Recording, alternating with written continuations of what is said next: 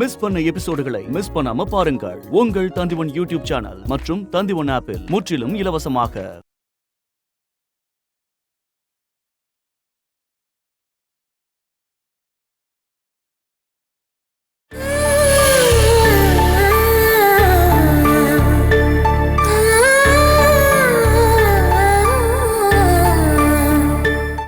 ஓ, நீயும் வந்துட்டியா? முதல்ல இவகிட்ட பேசிட்டு அப்புறம் உங்ககிட்ட வரேன். நீ இவகிட்ட சண்டை போடுறதுல ஒரு பிரயோஜனமும் இல்ல. சுமேஷ் கூட்டிட்டு வந்த பொண்ணு வேற யாரோ இல்ல, இவளோட சொந்தக்காரி தான்.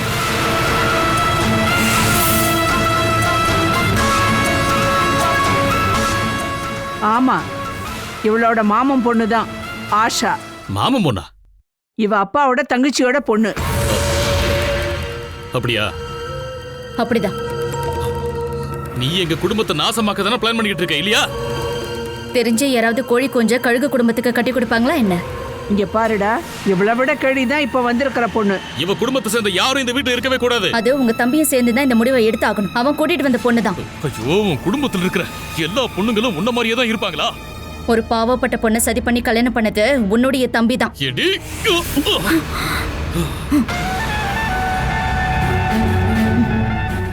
இங்க பாரு, நீ என்ன அடிச்ச கொன்னுன்னு, இல்லனா போலீஸ் உங்களை லாக்அப்ல ஏத்தி அடிச்ச கொன்னுடுவாங்க.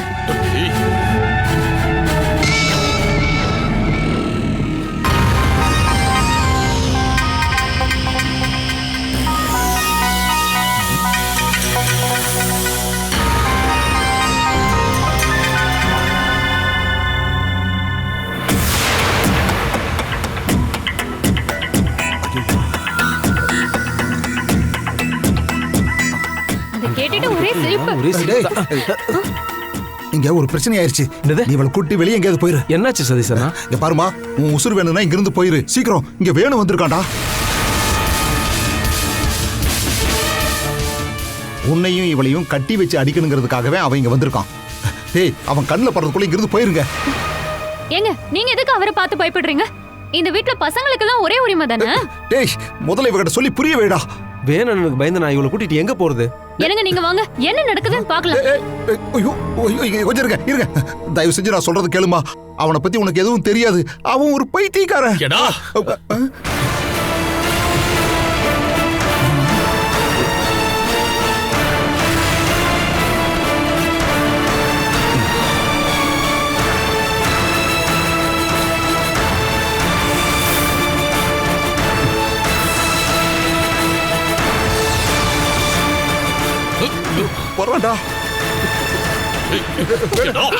குடும்பத்தில் இருக்கிற எல்லாரோட மரியாதையும் போற மாதிரி பண்ணிட்டியடா.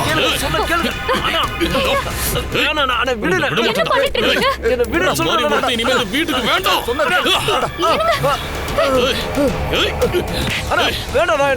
இந்த ஏரியில கொல்றடா. சொன்ன கேட்றா.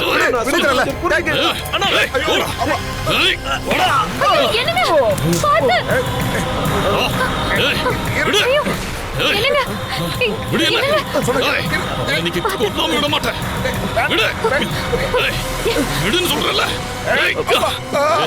வேணா சொன்ன கேள்னா.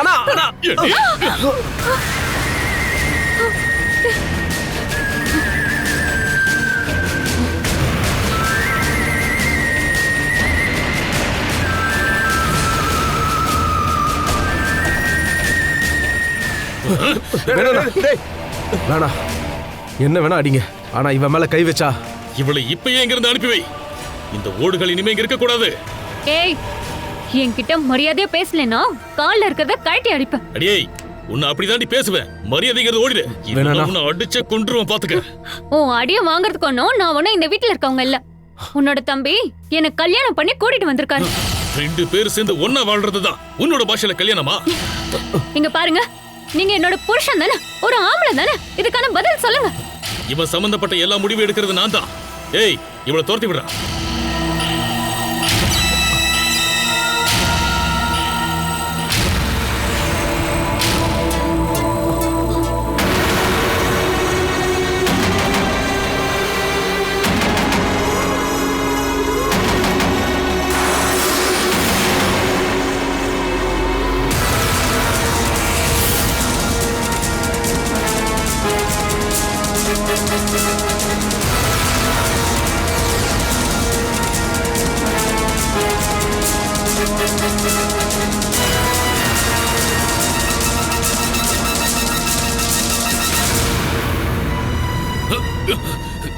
ஏடா நான் சொல்றது உனக்கு புரியவே இல்லையா?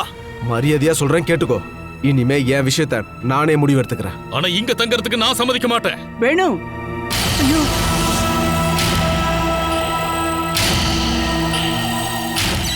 நீங்க ஏன்டா ஒரு பொண்ணை சாக்கா வச்சு நாய் மாதிரி எல்லாரும் சண்டை போட்டுட்டு இருக்கீங்க? இவ இந்த வீட்டுக்கு வந்திருந்தப்போ நீங்க அதை பண்ணிருந்திருக்கணும். 2 பேரும் அடிச்சு துரத்தி விட்டு இருந்திருக்கணும். வேணு கொஞ்சம் அமைதியேறா. சட்டப்பூர்வமா தான் இவங்க 2 பேரும் கல்யாணம் பண்ணி இப்ப வாழவும் ஆரம்பிச்சிட்டாங்க.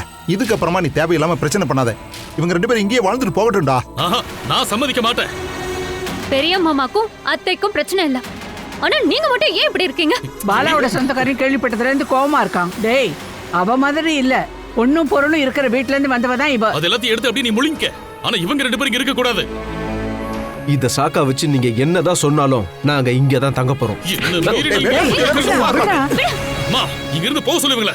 வேணு, ஒன்ன மாதிரியே சுமேஷ்க்கும் இந்த வீட்ல உரிமை இருக்கு. அவன் ஆசைப்பட்ட பொண்ணை கல்யாணம் பண்ணிட்டாங்கிறதுக்காக அவனோட உரிமை அவனை விட்டு போகாது.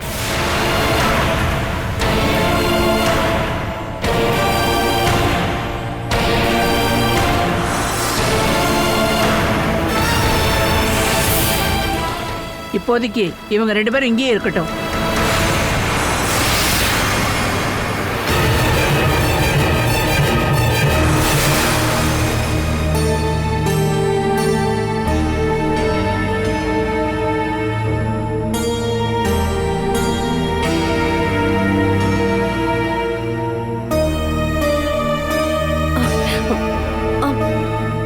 பாலா, அண்ணன் தம்பிங்களுக்கு இடையில ஒரு பெரிய சண்டையே நடந்துட்டு இருக்கு.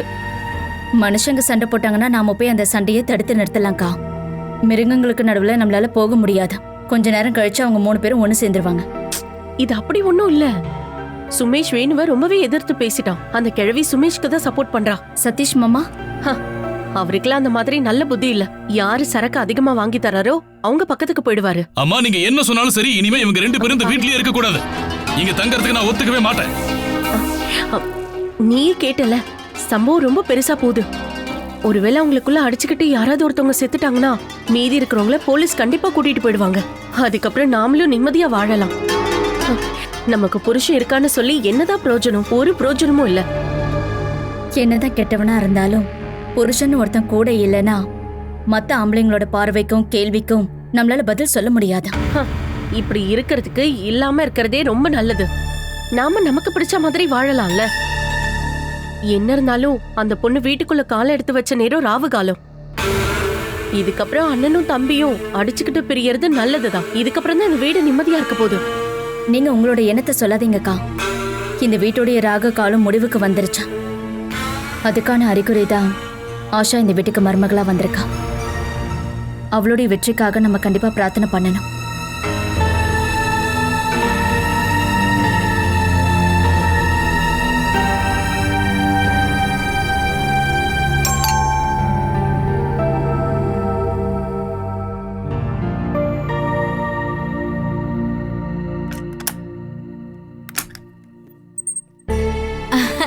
அட, நீயாமா?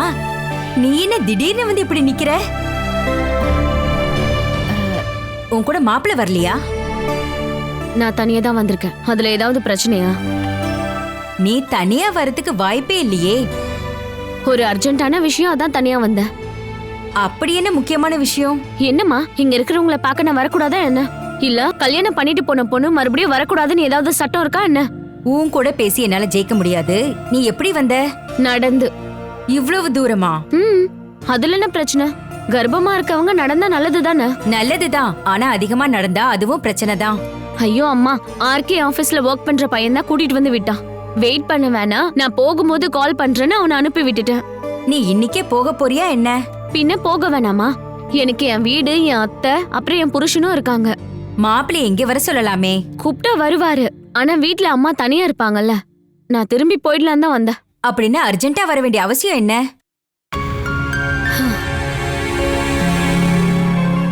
என்னால வராம இருக்க முடியல. நான் வரேன்னு சூரஜ் கிட்ட போன் பண்ணி சொல்லிட்டேன். அவ என்கிட்ட இத பத்தி எதுவுமே சொல்லலையே. அவன் கொஞ்ச நாளாவே எந்த வேலையும் ஒழுங்கா செய்யறதே இல்ல. அதெல்லாம் பாத்துக்க அப்பா இருக்கார்ல, அதனால இருக்கும். சரி, நீ வா, கொஞ்சம் உட்காந்து பேசலாம். நான் உன்கிட்ட பேசுறதுக்கு நிறைய இருக்குமா. அதுக்கு முன்னாடி நான் சமிலி கிட்ட பேசிட்டு வரேன். இங்க பாருமா, அத சொல்ல மறந்துட்டேன். சமேலி மாயம்மாவை பாக்குறதுக்கு எஸ்டேட் வரைக்கும் போயிருக்கா. எப்போ? சூரஜ் போன உடனே.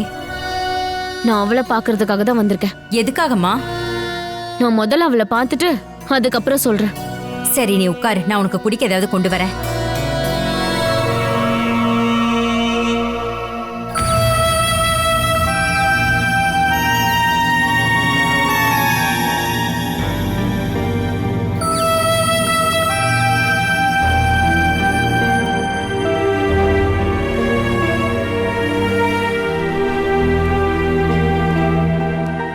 சாமிலி, நீ என்கிட்ட மனசு விட்டு பேசணும்னு சொல்லிட்டு இருந்த.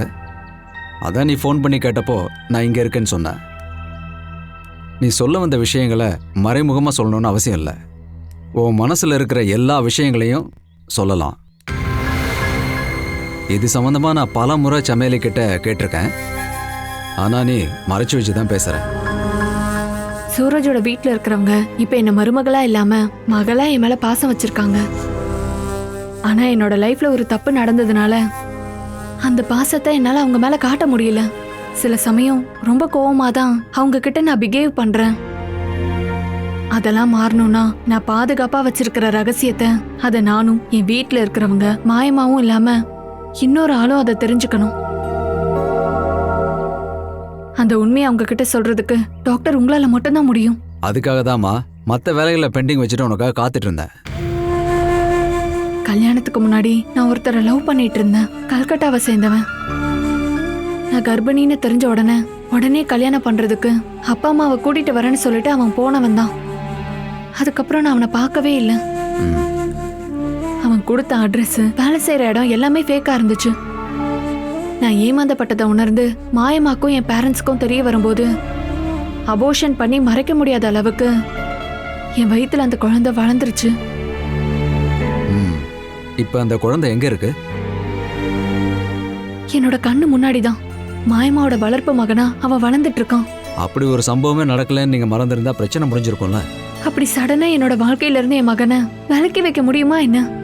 அப்படின்னா நீ கல்யாணம் பண்ணணும்னு முடிவெடுத்த உடனே உனக்கு புருஷனா வரப்போறவர்கிட்ட நீ எல்லா விஷயத்தையும் சொல்லியிருக்கணும்ல. நான் அப்போ கல்யாணத்தை பத்தி கொஞ்சம் கூட யோசனை பண்ணாம இருந்தேன்.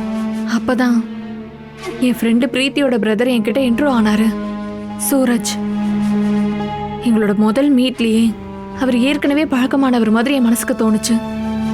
அதுக்கப்புறம் என் மனசுல இருந்து அவரை தூக்கி எறிய முயற்சி பண்ணேன். ஆனா அப்பதான் வீட்டுல இருக்கிற எல்லாரும் சேர்ந்து எங்களுக்கு கல்யாணம் பண்ணலான்னு முடிவெடுத்தாங்க. அந்த நேரத்துல எனக்கு ஒரு பையன் இருக்கான்னு சூரஜுக்கு தெரிய வந்துச்சுன்னா அந்த கல்யாணமே நடந்திருக்காது. சூரஜ் என்னை விட்டு விலகி போயிடுவாருன்னு நான் நினைச்சப்பதான் அந்த சமயத்துல நான் என்னோட பையனை மறைச்சு வச்சேன்.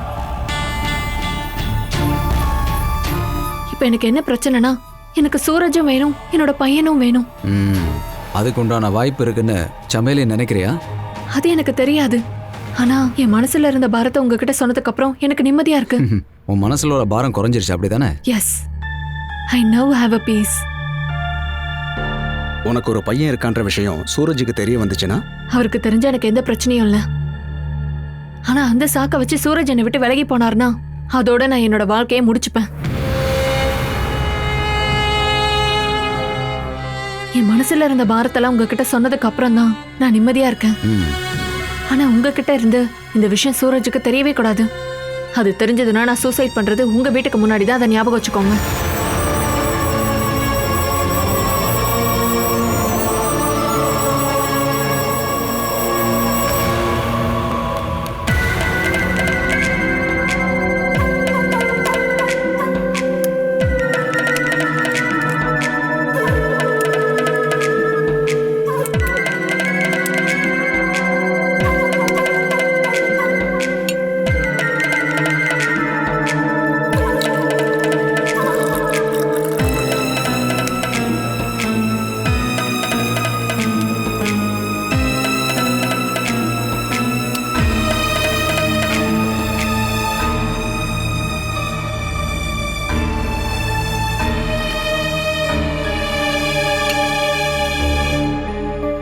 ஏன் கொஞ்சம் வேகமா நடந்து வந்தாதான் என்ன? கிச்சன்ல இருந்து இங்க நடந்து வரதுக்கு உனக்கு இவ்வளவு நேரமா? நீ ஸ்விட்ச் போட்ட உடனே நான் வரதுக்கு நான் உன்னை எந்திரம் கிடையாது. நான் அங்க போய் கொஞ்ச நாள் ஆனதுல இப்பதான் ஒரு விஷயம் புரியுது. தெனாவட்டு அதிகமாயிடுச்சு உனக்கு. எனக்குள்ள ஒரு உயிர் வளருதில்ல, அதனால தான் இருக்கும். அதை நீ சொந்தம் கொண்டாடவே முடியாது. அது என்னோட சொத்துடி. உன்னோடதான். அப்படி தெரியணும்னா நான் சத்தம் போட்டு சொல்லணும். இப்போ இந்த குழந்தையோட அப்பாங்கிற பட்டம் நான் உனக்கு போடுற பிச்சை. அது மட்டும் இல்லாம இனிமே இது உன்னுடையது இல்லைன்னு யார்கிட்டயாவது நீ சொன்னா நான் வீடு விடா போய் எல்லாருக்கிட்டையும் வேற ஒரு விஷயத்த சொல்லுவேன். வேணுகோபாலுக்கு அப்பா ஆகிற தகுதி இல்லாததுனாலதான் நான் வெளியில போய் ஏற்படுத்திக்கிட்டேன்னு சொல்லுவேன்.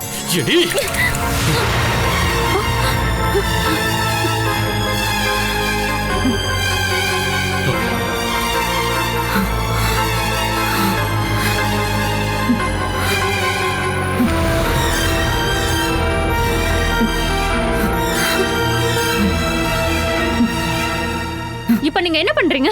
பாலாக்கா கிட்ட சாரி சொல்லுங்க. ஏய், என்கிட்ட இப்படி கேள்வி கேட்கிற வேலை வச்சுக்காத. இப்ப இவ முகத்துல நான் பச்சை தண்ணி தான் ஊத்துனேன். ஆனா உன்னோட முகத்துல நான் சுடு தண்ணி ஊத்திடுவேன். ரொம்ப நாள் கழிச்சு வந்த புருஷனுக்காக இவ சமைச்சு வச்ச சாப்பாடை பாரு. பன்னி கூட இந்த மாதிரி சாப்பாடை சாப்பிடாதே.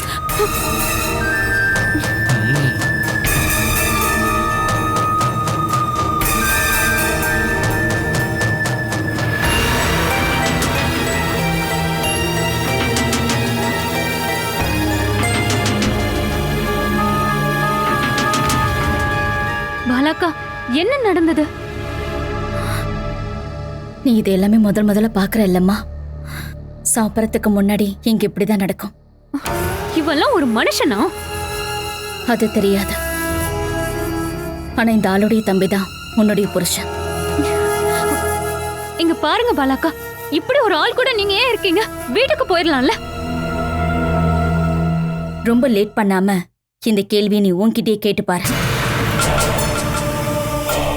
ஏன்னா அதுக்கப்புறம் எங்கேயுமே போக முடியாத அளவுக்கு ஒண்ணு பண்ணிடுவாங்க.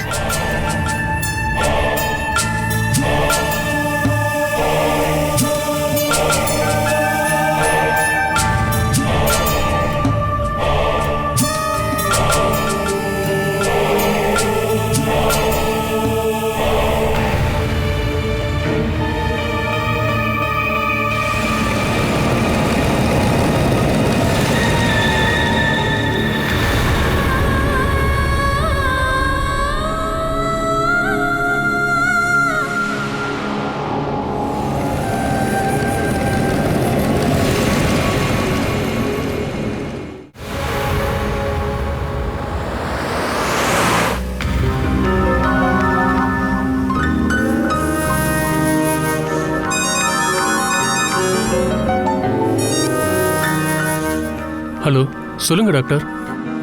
சூரஜ் எங்கே இருக்கீங்க? நான் இப்போ வீட்டுக்கு போயிட்டுருக்கேன். நான் உங்களை அர்ஜென்ட்டாக மீட் பண்ணணும். சாரி டாக்டர், என்னோட சிஸ்டர் இப்போ வீட்டுக்கு வர போகிறாங்க. அவன் முன்னாடி வச்சு சமையல் விஷயத்தில் ஒரு முடிவு எடுத்தே ஆகணும். நாம் நாளைக்கு பார்க்கலாம். நோ நோ நோ நோ, அவசரப்பட்டு எந்த முடிவும் எடுக்காதீங்க. நம்ம நேரில் பார்த்து முடிவு எடுத்ததுக்கு அப்புறம் தான் நீங்கள் இந்த விஷயத்தை வீட்டில் சொல்ல முடியும். ப்ளீஸ் சூரஜ். என்ன அர்ஜென்ட் இப்போ? உங்கள் லைஃப்பில் இனி எந்த பிரச்சனையும் வராமல் இருக்கிறதுக்கு நானும் உங்களுக்கு ஹெல்ப் பண்ண போகிறேன். எல்லாமே உங்கள்கிட்ட தெளிவாக சொல்கிறேன். இப்போ நான் சொல்கிற இடத்துக்கு கொஞ்சம் வர முடியுமா? ஓகே டாக்டர், நான் அங்கே வரேன்.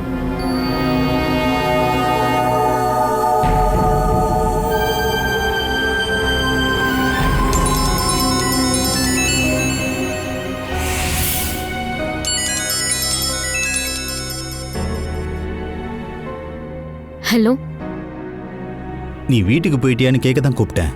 வந்துட்டேன். நானே உங்களுக்கு கால் பண்ணலான்னு இருந்தேன். சமையலியை பாத்தியா? இல்ல, அவ இப்ப வெளியில போயிருக்கா. அப்பாவும் அண்ணனும் கூட இல்ல. ரொம்ப கேர்ஃபுல்லா நீ சமையலி கிட்ட பேசணும். அவளோட ஆட்டிடியூட்டை வச்சு எப்படி பேசணும்னு சொல்லவே முடியாது. எனக்கு இப்போ டென்ஷனா இருக்குங்க. நான் எரியிற நெருப்புல நிக்கிற மாதிரி இருக்குங்க. நீ கூலா இருமா. ரொம்ப அமைதியான மனசு இருந்தா மட்டும்தான் இப்படிப்பட்ட விஷயத்தெல்லாம் பேச முடியும். இல்லைன்னா கைவிட்டு போயிடும். நான் அப்புறமா ஃபோன் பண்றேன். யார்கிட்டமா பேசிட்டு இருந்த? ஆர்கே தாமா. ஓ சரிதான், உன் கூட வரதுக்கெல்லாம் அவருக்கு டைம் இல்ல. ஆனா ஃபோன் பண்றதுக்கு மட்டும் டைம் இருக்கா? ஷமிலி எப்போ வருவா? அங்க இருந்து கிளம்புறப்ப எனக்கு ஃபோன் பண்ணா. இதுக்கு முன்னாடி எல்லாம் அவ எங்கேயாவது போகிறதா இருந்தா என்கிட்ட சொல்ல கூட மாட்டா. ஆனா இப்ப எங்க போறதா இருந்தாலும் சொல்லிட்டு தான் போறா. அப்பாவும் சூரஜ் என்னன்னு எதுவும் சொல்ல மாட்டாங்களா? சூரஜுக்கு அதுக்கெல்லாம் டைமே கிடைக்கிறது இல்ல. அவ விஷயத்துல அனாவசியமா எந்த பிரச்சனையும் பண்ணக்கூடாதுன்னு அப்பா சொல்லிட்டாரு. ஓ, அப்பா அந்த மாதிரி சொல்ற அளவுக்கு மாறிட்டாராமா? அவரு முன்னாடி மாதிரி இல்ல. பிறக்க போற பேரன் பேத்திய பத்தி பேசுறதுக்கு மட்டும்தான் நேரம் இருக்கு. பையனா இருந்தா என்ன பேர் வைக்கணும், பொண்ணா இருந்தா என்ன பேர் வைக்கலான்னு இத பத்தி மட்டும்தான் பேசுறாரு. நீங்களும் பொண்ணுங்க மாதிரி யோசிக்கிறீங்களேன்னு நானும் கிண்டல் அடிச்சேன். சொல்ல போனா சமேலி மேல அவருக்கு இப்பவும் அக்கறை ஜாஸ்தியா இருக்கு.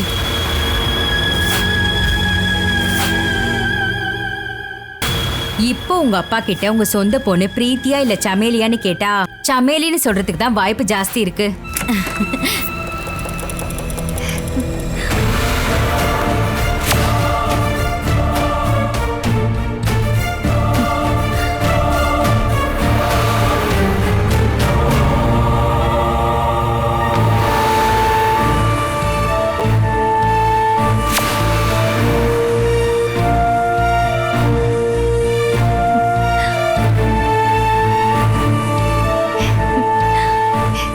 நீ எப்போ வந்த?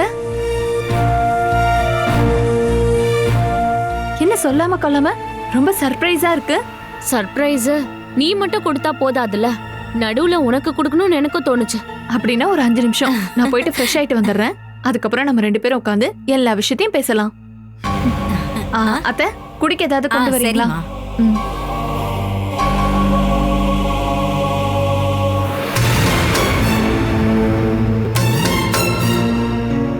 ஒரு குழந்தைக்கு அம்மாவாக போறா, ஆனா இன்னும் குழந்தைத்தனமா தான் இருக்கா.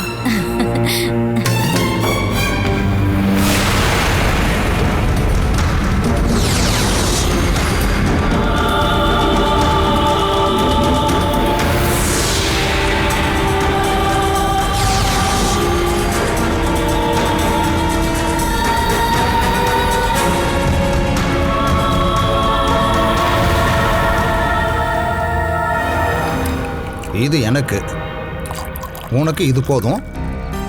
சரக்கடி. சதீஷண்ணா, இந்தாங்க. ஆஷாவோட அப்பா இது வரைக்கும் போலீஸ் ஸ்டேஷன்ல ஒரு கம்ப்ளைண்ட் கூட கொடுக்கல. அது உனக்கு எப்படி தெரியும்? கம்ப்ளைண்ட் கொடுத்திருந்தா போலீஸ் இங்க தேடி வந்திருப்பாங்கல்ல. அட நீ பயப்படாதடா. போலீஸ் வரலனாலும் இங்க பயங்கரமான ரவுடிகள் வர்றதுக்கு வாய்ப்பு இருக்கு. அவன் ரொம்ப மோசமானவன். பணம் வாங்காமையே கொலை பண்ற அளவுக்கு கொடூரமான ஆளுங்க அவன் கூட இருக்கும்போது அந்த ஆள் எதுக்கடா போலீஸுக்கு போகணும்? பாருங்க, தேவையில்லாம என்ன பயமுறுத்தாதீங்க. நீ பயப்பட வேண்டாம். உன்னோட அட்ரஸ் இன்னும் அந்த ஆளுக்கு கிடைச்சிருக்காது. கிடைச்சா அடுத்த நிமிஷம் அவன் இங்க இருப்பான்.